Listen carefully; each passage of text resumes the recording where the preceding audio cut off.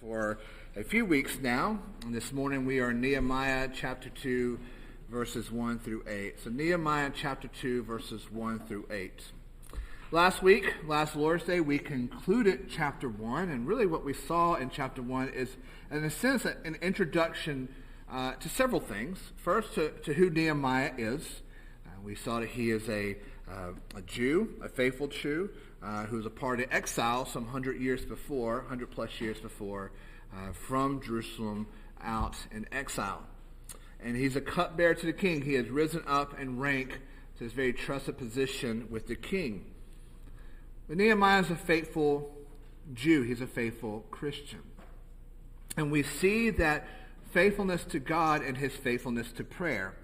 And he received this bad news that Jerusalem, as the exiles are starting to go back, they were bringing back these reports that Jerusalem still, the city is not in great shape, but especially the wall is still in disrepair, and that's not good. You need a wall to protect your city. And Nehemiah, who is a man of action, his first response was prayerfulness. That for 3 to 5 months, he dedicates himself to prayer. He doesn't put together a checklist. He doesn't grab the shovel.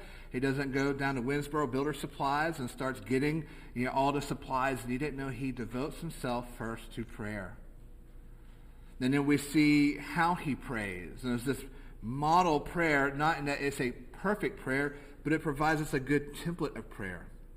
Because it's a prayer that's first and foremost about God, and then about Nehemiah. And we think about like a funnel. At the top, at the most, is prayerfulness about God, adoration, thankfulness, confession of sins. And then we get down to what we want. And even as we look at the Lord's Prayer, that's the shape of the Lord's Prayer, isn't it? That's the shape of all model prayer.